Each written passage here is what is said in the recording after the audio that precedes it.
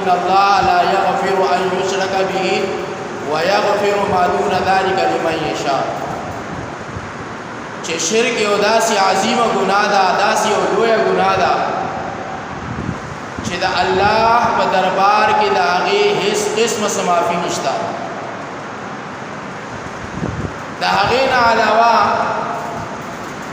چې څومره ګناهونه د انسان نه وشي، که هغه په صغایرو کې وي او که په کبایرو کې وي او که په اکبر الکبایرو کې وي، یعنی که د هغې ګناهونو تعلق د وړو ګناهونو سره وي یا د لویو ګناهونو سره وي او یا د هغې نه هم زیات د لویو ګناهونو سره وي.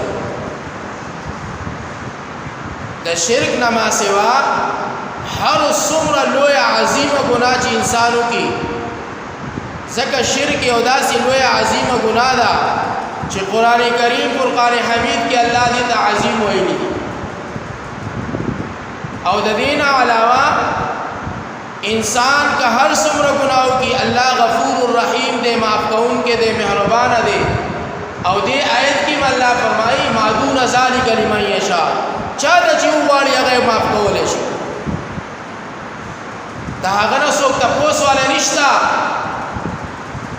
چې دی خو په اکبر الکبایر ګناهونو کې مبتلا او ای الله دې تا ولې معاف کو، دی خو په کبیره ګناهونو کې مبتلا او په دنیا کې به یې چې کوم دی کبیره ګناهونه کول، ناحقه به یې د خپل خلکو مالونه خوړل، جانونه به یې قتلول، خونریزیانې به یې کولې، د مور پلار نافرماني به یې کوله، د مور پلار حقوقو حق تلفي به یې کوله. دا کبیره ګناهونه دي.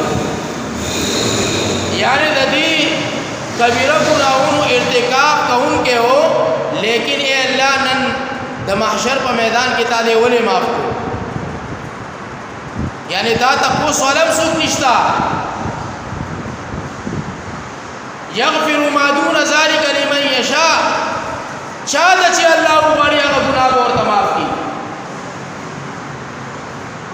ومن یشرک بالله فقد افترى اسما عظیما، لیکن دا شرک یو داسې عظیمه ګناه ده، یو داسې لویه ګناه ده، یو داسې صریح ګناه ده، یو داسې عظیمه ګناه ده چې الله رب العزت د دې شرک د معافۍ هیڅ قسمه اعلان چې کوم دی نه دی فرمایي.